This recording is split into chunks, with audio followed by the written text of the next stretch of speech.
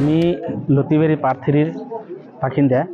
যে আমার লতিবাড়ি পার্থির মানানয়ের বহু দীর্ঘদিনীয় আমার নদীর গড়াখহনীয়া হয়ে আছে। আমি বারবার প্রশাসনক সরকারি কর্মচারীসকলক আমি আবেদন জানাইছো নদীর স্থায়ী আমার প্রতিরোধের ব্যবস্থা করে দিব লাগে।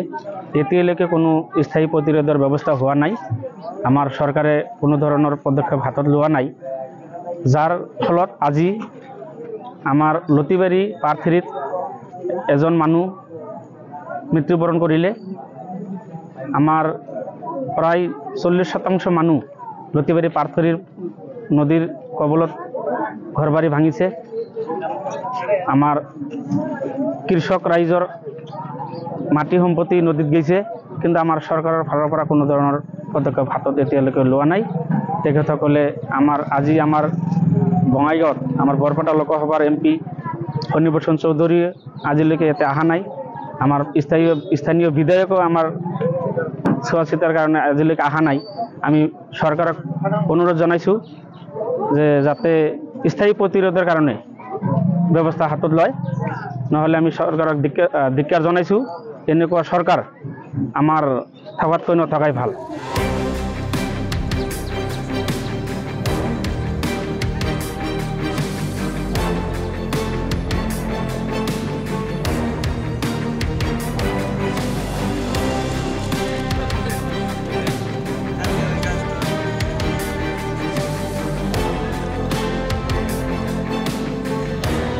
আমি লতিবাড়ি পার্থির বাসিন্দা।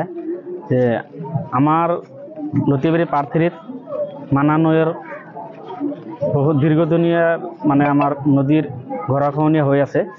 আমি বারবার প্রশাসনক সরকারি কর্মচারীসকলক আমি আবেদন জানাইছো নদীর স্থায়ী আমার প্রতিরোধের ব্যবস্থা করে দিব লাগে। এতিয়ালৈকে কোনো স্থায়ী প্রতিরোধের ব্যবস্থা হওয়া নাই। আমার সরকারে কোনো ধরনের পদক্ষেপ হাতত লোৱা নাই, যার ফলত আজি আমার লতিবাড়ি পার্থিত এজন মানুহ মৃত্যুবরণ করিলে।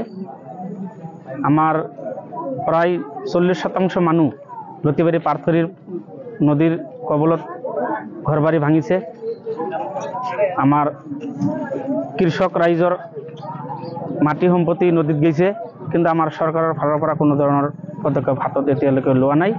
তেখেতসকলে আজি আমাৰ বঙাইগাঁৱত আমাৰ বৰপেটা লোকসভাৰ এমপি ফণীভূষণ চৌধুৰী আজিলৈকে ইয়াতে অহা নাই।